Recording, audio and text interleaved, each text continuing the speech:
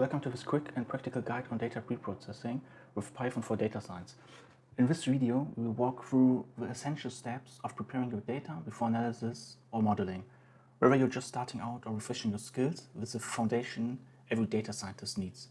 We will begin by importing the right libraries and reading your dataset.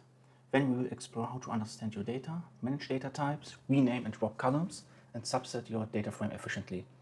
From handling duplicates, filtering rows, performing operations on columns, to dealing with missing values, we've got it all covered. We'll also learn how to group, merge, and reshape your data, and finally, how to export your clean dataset. Let's dive in and get your data ready for analysis. For the dataset, we will use the SHIP performance clustering dataset, which you can find on Kaggle. You can see the link here. And I've also prepared a GitHub link in the description box below, where you'll find the dataset in its CSV file and the Jupyter notebook file that we are going to program today. Okay, then let's start with the first chapter, the libraries. In this tutorial, we only need one library, it's Pandas, and we're importing it with import pandas as pd. And we'll start running the cell. As you can see, we've loaded it. And what is Pandas? Pandas is the backbone of the data manipulation in Python. It allows us to load, explore, clean, and transform dataset. Throughout this tutorial, we will use pd as the alias for Pandas, which is a common convention in the data science community. So when we are calling a command from Pandas, we will always put the pd before. In the next chapter, reading data, we will load our dataset into Pandas data frame. And reading data is the first step in any data project. And what we're going to do is we're loading a CSV file. And once we've loaded the data frame becomes our working environment where we can explore and transform the data efficiently. And for that, we are setting our path file. And in our case, it's only the relative path to the dataset. It's called SHIP performance dataset.csv. And I will show you in the file. Here we have our Jupyter notebook, and here's our dataset. And since it is relative, our dataset is relative to the Jupyter notebook, we just need to, the file path is just only the file name. Then we are loading the dataset. I call it the data frame war as pd.read CSV. And then we are giving the file path, and then the separator of comma. And when we are loading it, and we have seen it is run, it's completely working. Then in the next file, I will make a copy of the raw dataset, so we can work with only with the data frame as def. And if we're needing the original raw file, we can always go back to def raw. Let me add some comments to the code. So we are defining the file path to the dataset. We will read the data from CSV with comma as separator or delimiter. Then we will make a copy of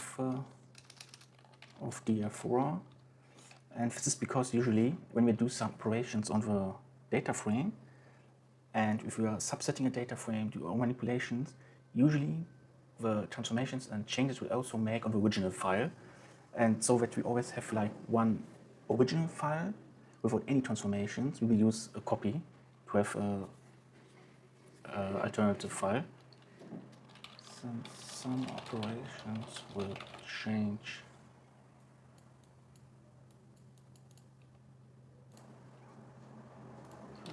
your data frame. Okay, that's it for loading the dataset.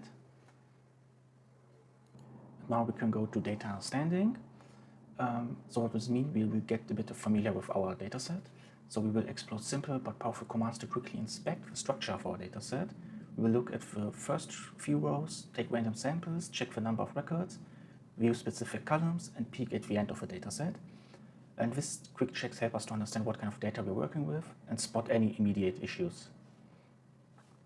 So first we review the data, and for that we are taking our data frame. It's stored as df, then dot head, and we give a parameter 5. This will mean that we are looking at the first 5 rows of a data set. And as you can see here, you will see now the first 5 rows. We're starting by index 0 and go to 4. And then you see here all of the data set, of shipment data set, all the columns, and data set, and this first 5 rows of the data set. Yeah. And since it's the first 5 rows of data set, we can also look at the sample of a data set. Like if we want to sample 5 rows of our data set, and for that we can take the df dot sample. When we give number 5, of course we want 5 samples out of it. When we give a random state equals this any number here, and this is like the seed. And then we get like 5 random samples from the data set. You can see this on the index. It's all like some random numbers. And now what we also can do is we can look at the last 5 rows of a data set. And for that we're using df.tail and 5. Okay, I've made a mistake here. It's called tail. And then we can see we have the last 5 rows of a data set, and we can also see here what we have for index 2735. So we start with index 0, so this means technically we have 2036 rows, but we'll go later on that. Okay, now to check how many columns and rows we have, we can use the command df.shape. And then you can see here we have 2736 rows and 18 columns. And to check for the length of the data set, we can use length command. Length, when we use input, we give our data frame, and we get 2736. So it's like the number of rows. This will become handy with command length df if you maybe want to iterate over the rows, or only get to the number of rows to have some normalization transformations. Okay, now say we want like to access here a column of a data frame. For example, we want to look at the ship types. And what we can do is we take the data frame, accessing a column of df. We take our data frame, then in brackets, you just type the name of a column, ship type, and pressing enter. We get here a series with all the data we have. Like the first row was container ship and fish carrier container ship. We compare it here with this one here. Index 0 is container ship and fish carrier container ship, etc. So we're getting the data from the column. And what we can also do is we can also access the first 5 rows of a specific column. So first 5 rows of ship type column. And for that we are taking the data frame, brackets, name of a column, ship type, then dot head 5. And I'm running it, and you can see here, get the first 5 rows. And if what we here see is like more Pandas Python series, but if you want also like a data frame, like we've seen here, you can also just use the command ship type columns as data frame, where we put in the data frame, then first bracket. So we take data frame, first bracket, then inside the brackets again brackets, and then we give our column name, ship type, and this says to Pandas what we want from the column ship type, a data frame, and then we get this result this. And of course we could also put in some more names. For example, we also put a second name would be, for example, root type. Good here, root type, and we get like 2 columns, like subsetting a data frame. But we have a separate chapter for that where we use those kind of things. Okay, now we can go to the next chapter to understand the data types. It's crucial for working with our data set correctly. And in this section, we will use like commands to check the current data types of our columns. When we will learn how to convert them using as type. For example, changing strings to numbers or numbers to categories. And we will also take a quick look at special data types like categorical and datetime, which can improve performance and make certain operations easier. And cleaning and adjusting data types ensures your analysis runs smoothly and accurately. And that's also important since some of the data transformations depends on the type of the data. Okay, and so to get an overview of the data types,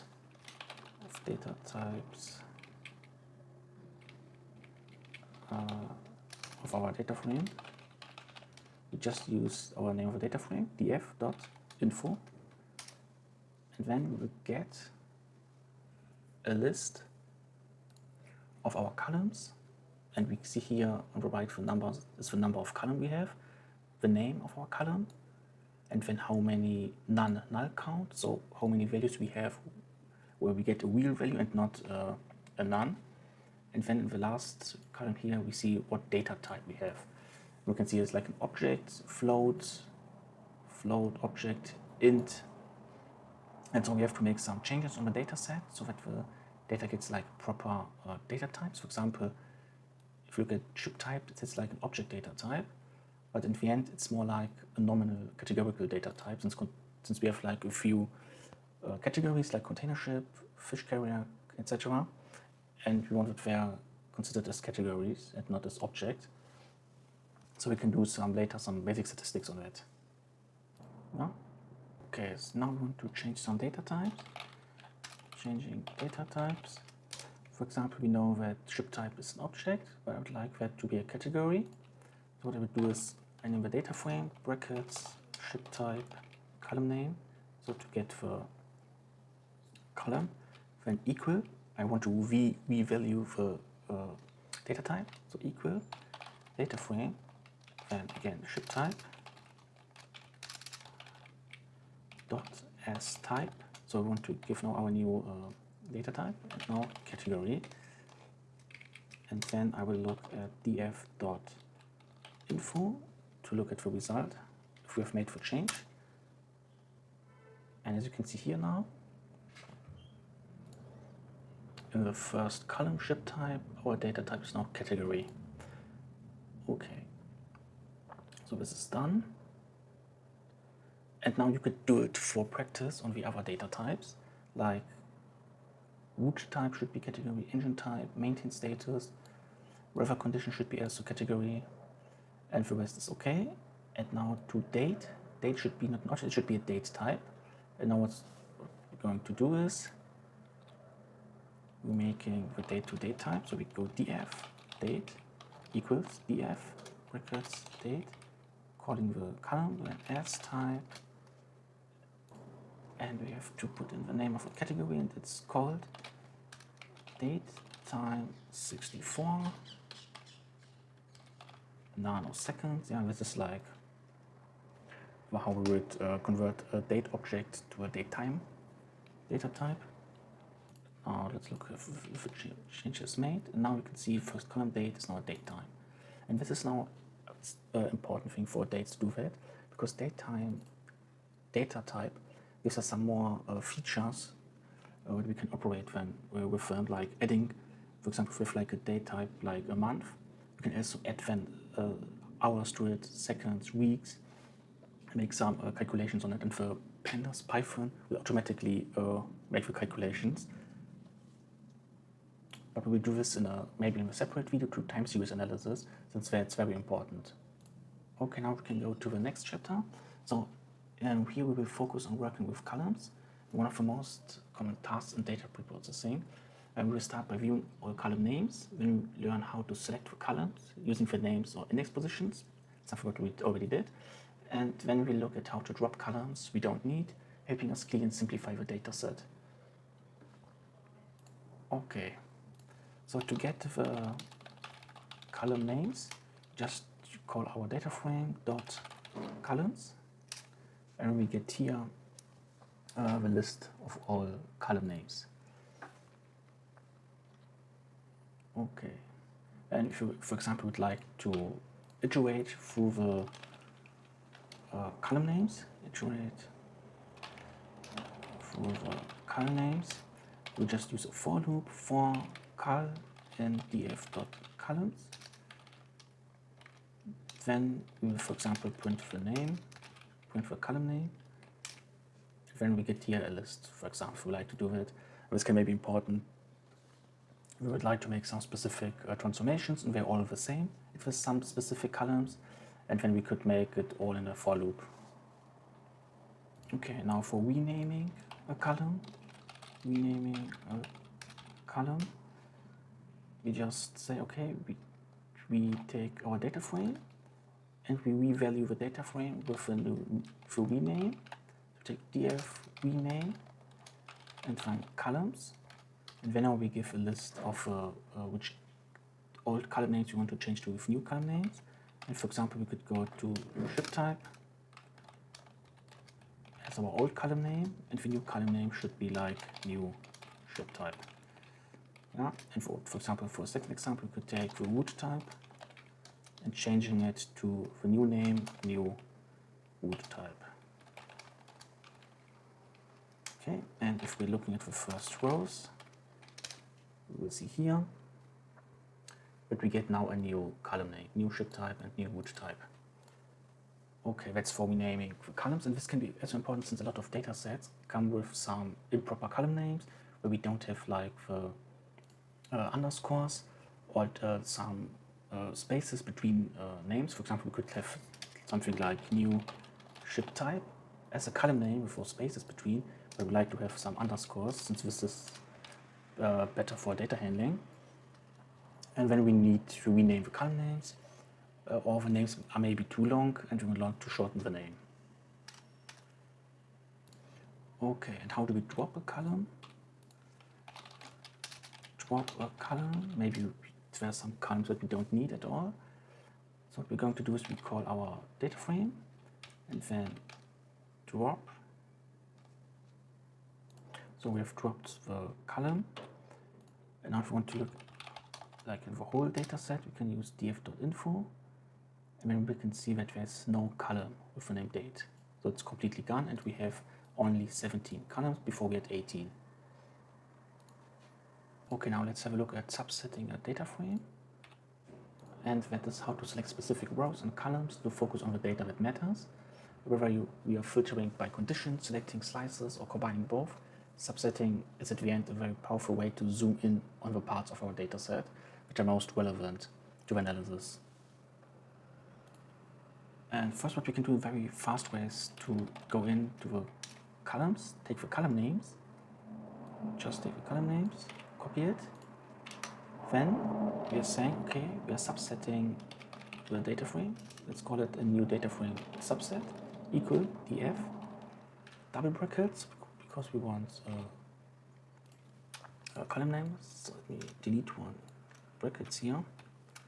Yeah, so we have here df double brackets open.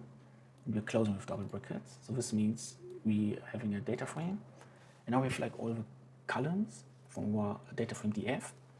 And now we can just comment out the column names which we don't want. This is a very fast way to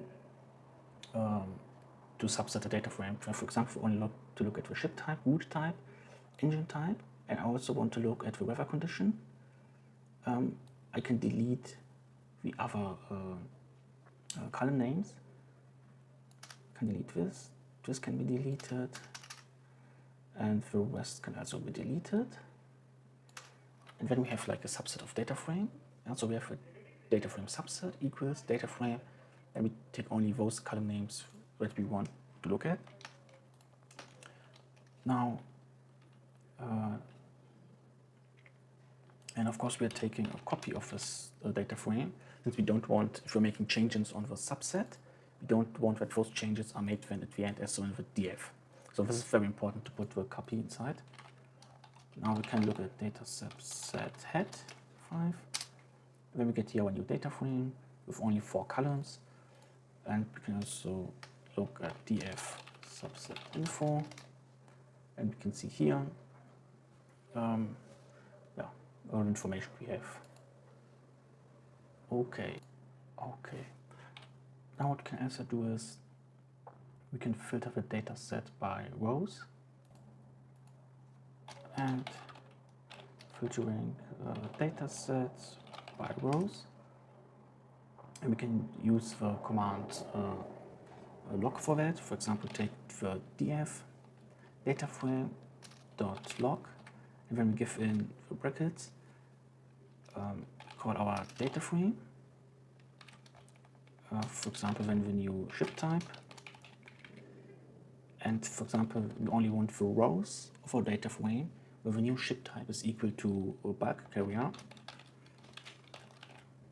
And then we get only the rows of our data frame where the new ship type is equal to bulk carrier.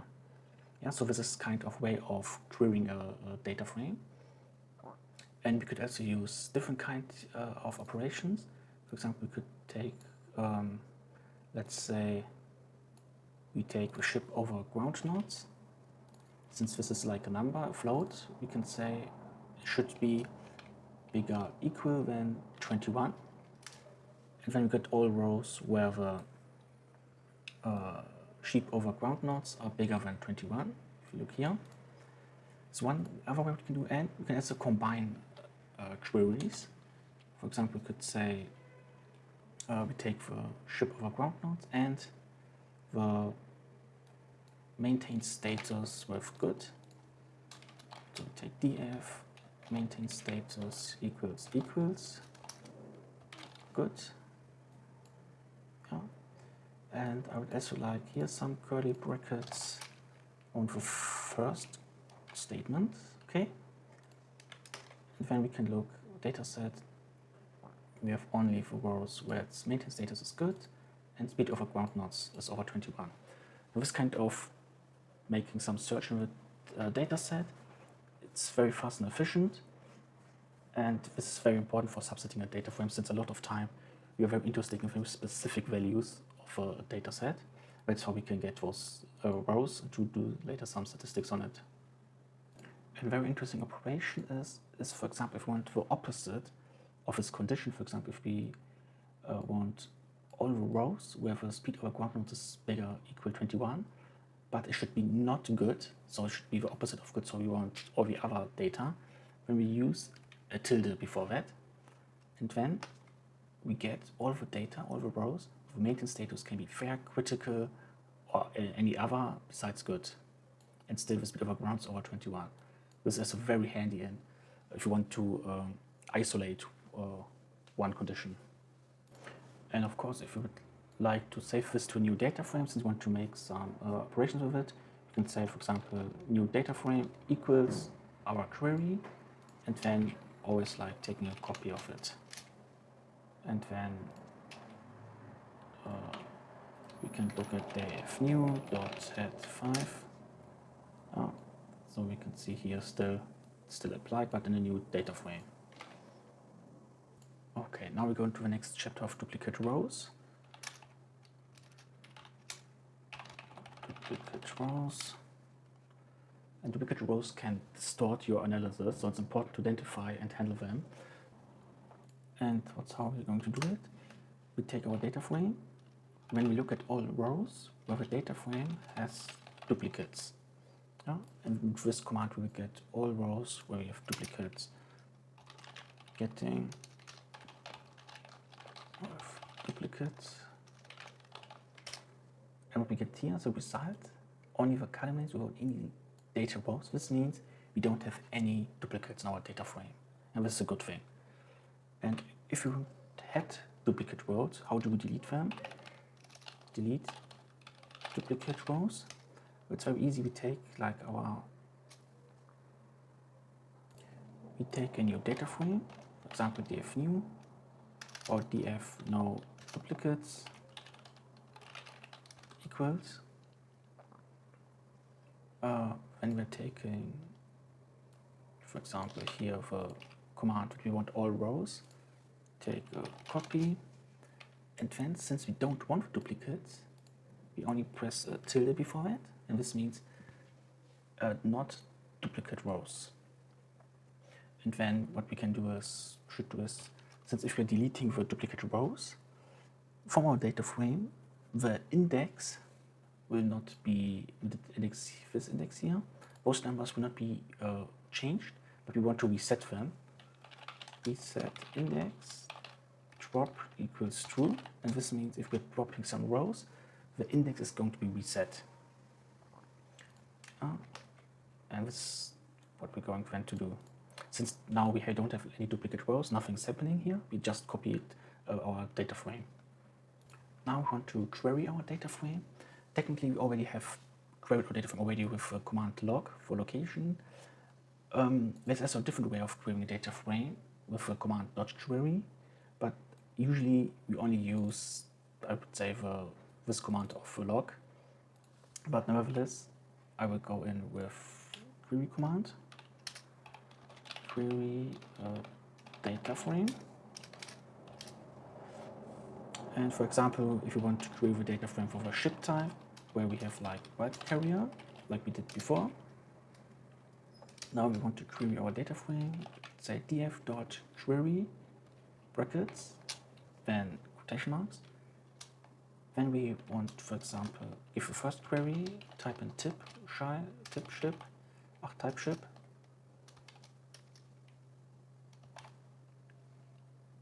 Okay, so we take the new type ship, and we're saying, okay, we should be equal at ship type. This at is important, since in the query we have like in the quotation marks, we can say to the query statement that at ship type is like a variable that we have defined before, and this is like the bulk carrier. So this will automatically insert when bulk carrier here. And if you want to put in a second query, we have like a condition. We have like new, should be called new root type. We call it new root type, and here new ship type. Sorry for that. And this should be equal to transoceanic. We will take the head, and then we will get like a query data frame. And this is like the results are the same like using log, but I would recommend using only log. And maybe if you come to a point where log doesn't really work, then maybe use query, but I've never experienced like that. I think maybe there's only a difference in speed or efficiency. Yeah. Okay, just for that you know that there's also a second method for querying data frame with query. Now let's do some basic statistics.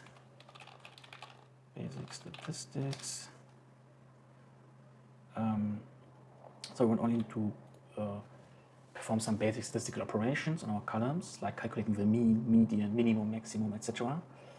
And these are like quick summaries to give some first insight in our data.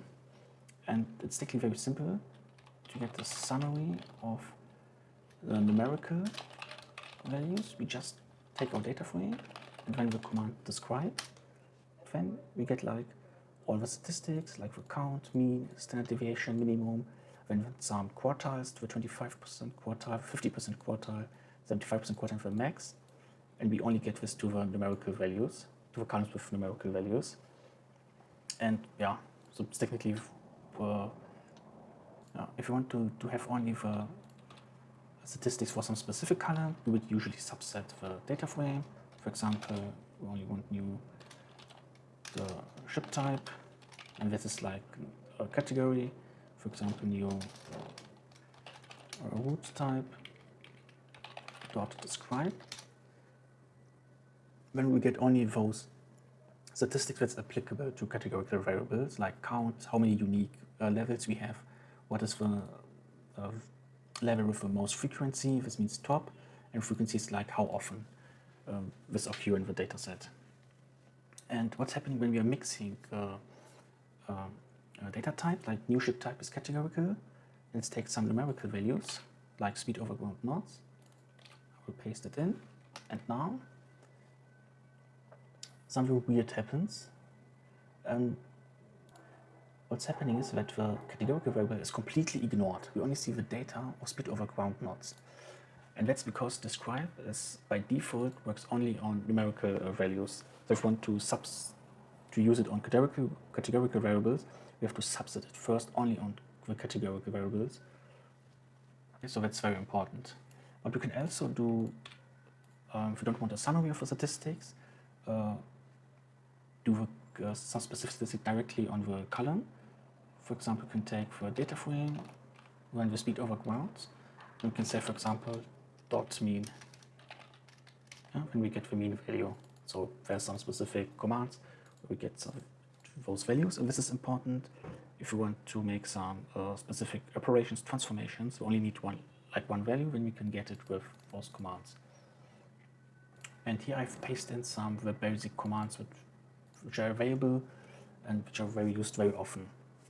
Of course, we can also min and also take for the max. Okay, yeah. And if you want to calculate some more statistics, like in a table we have done here, we can use the aggregate function. So in this case, for example, if we take the speed over ground knots and the engine power kilowatt, we want to aggregate the values mean, max, and standard deviation, where we get like a custom table, custom data frame, where those values are calculated. That's also very effective for the command aggregate. Now, for example, for categorical variables, if we want to know like the unique levels, we can just use the command unique. And then we get all the levels. We have like container ships, fish carrier, bulk carrier, none. So we have some values where it's not specified, tanker, etc. And if you put before the unique the letter n, then we get the number of unique values. It's 4. And remember, none values are not count. So it's only 4 different kind of levels, and with none would be like 5, but they're not count. And then we have like the command value count, which means we get the frequency of each level. So bulk carrier we have a frequency of 669, etc. And if we're using the command normalize equals true, then we get the relative frequency, so the percentages. So we can see it's quite equally distributed, like every level has around 25%. Now we come into the chapter of missing data handling. And this is like very common, as we have seen, we have some columns where some values are not specified, so with the value none, so where data is missing there. And this can be very distorting, like statistics. What we want to do is usually delete those rows, or we want to impute some data for those. Okay, and the first thing what we can do is to look in a specific column, like how many nuns we have, how many none in a specific columns. We can just look at by current data frame. When give columns as data frame, so for example, new ship type, and then we add the command is NA. This says, okay, if it's NA, when we get the value true, and when we are summing up those true values, and then we get as a result that new ship type has 136 NA values, none values. So 136 values are not defined. Okay, and if we would like to drop the rows, dropping rows with non-values, then we would take the data frame, say drop NA, and subsetting, for example, new ship type. And this command we get the data frame where we don't have any NA non-values in the column new ship type. And what's also happening is if we want to replace non-values, for example, we define hi, welcome to the second part of video data science with Python. And today we will look at groupby and column modification, concatenating and merging data, and writing data to an Excel file or CSV file. So let's start with groupby and column modification. Grouping data is a powerful way to aggregate and summarize information based on one or more columns. In this chapter, we will explore how to use groupby to perform aggregations like sums, means, and counts, and we will also look at modifying columns within groups to create meaningful insights. And for that, we will group the data frame by weather condition and provide descriptive statistics for the ship type and route types columns within each group. And for that, we are taking our data frame, df. Then we want to group by weather condition. And then we are saying we want to look at the columns ship type and route type. And then we want to describe them to get the basic statistics. And then here you can see we have grouped the ship type and route type by the weather condition. Here we can see in the left column the weather condition. We have calm, moderate, and rough. And then we see the first part is belong to the ship type. So we get for ship type the count for each weather condition, how many unique levels we have, and what is the highest level with the highest frequency for each weather condition, and then how often this level. When we get the same information for route type. Now what we can do is, when we see here, we have like in the ship type and route type, like a multi-index column. And what we can do is, then we can flatten those names into one row. That's what we're going to do next. So for that, to flatten the multi-index, we're going to define a new data frame. And we define it as the groupby with the describe. So then we are taking the columns of this new data frame and said, okay, this is like we get the new value. So that's a series of, we are joining the multi-index by an underscore. Here we join it by the underscore, and we gave into joining the column names from the previous data frame. And then we iterate through the whole column names for col in df new point columns. Okay, and then we can look at the data frame. When we see here that the multi-index column name is now flattened, so we get the ship type underscore, then the count, same for unique top frequency, and the same for the route type. And as you see, I've added here some comments for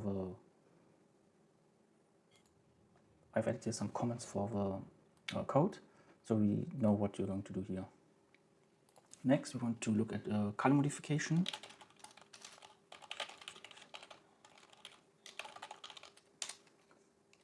And here what we're going to do, we define a new column in our data frame. Let's call it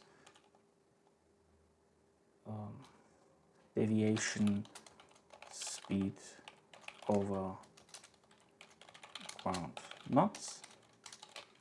And we will calculate here now the deviation of the speed over ground knots by the data we have given already by our data frame. So plug in df, we take the speed over ground knots, and we are subtracting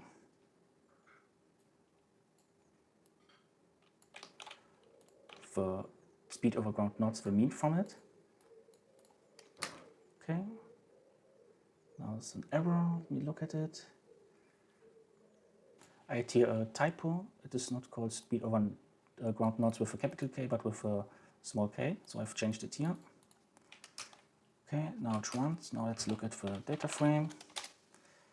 And we can see here on the right, we have now here the deviation speed over ground knots. So that's why we do a column modification. And of course, you could do much more advanced stuff with it. So we can also sort the data frame by values. Sorting the data frame, we're taking our data frame df, sort them by values. For example, we can take the date, and when we say scanning equals true or false, let's say for example false. Now we can see that the table is now sorted by the date in the scanning false order.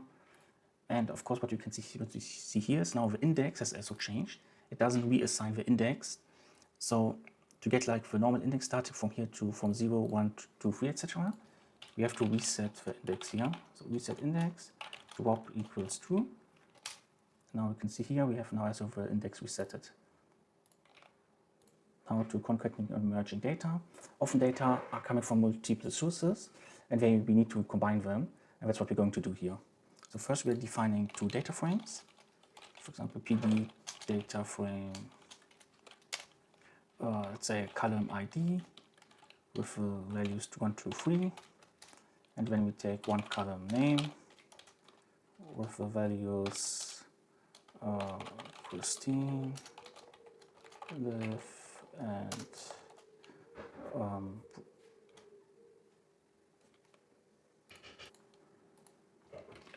Gracie.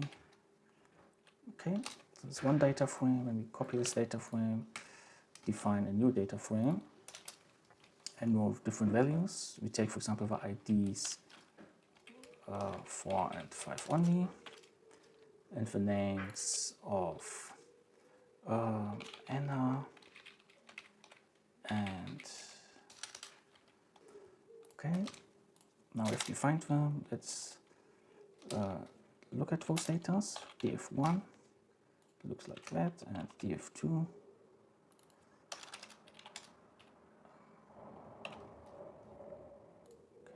df2. Okay, now you see those two data frames, df1, df2. What we want to do is now we want to concatenating those two data frames.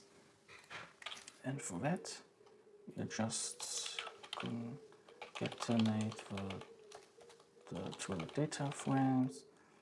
We're going to do this along the rows by default. So we use df combined is equals pd concat, and then we give in the first data frame and the second data frame, and we have to do this in brackets. Okay. Now we're getting these values, and let's look at the data frame.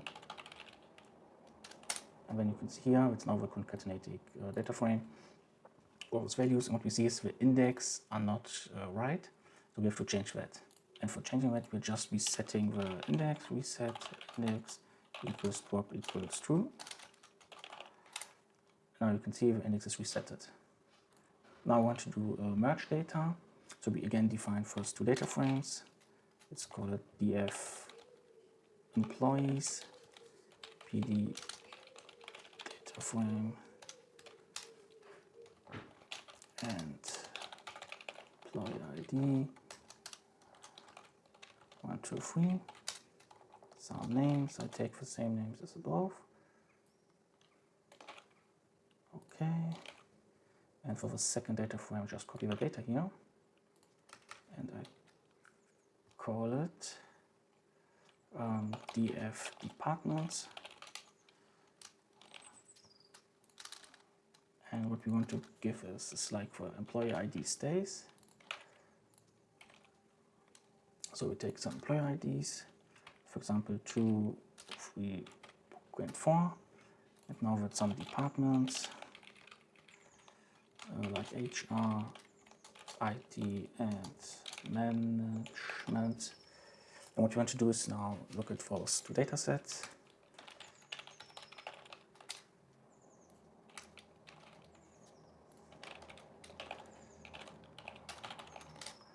Okay, now we have two datasets, employees with employee ID and the names of each employee.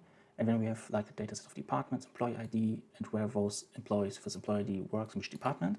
And now we want to merge those datasets so that we have like here on the right side, a third column with the department. Yeah, so I want employee ID 1, Christine, and then deploy the department she works. Now this is not here defined, so here should be like value none. For employee ID 2, it's Liv, and she works in the department HR, so here should be stand HR.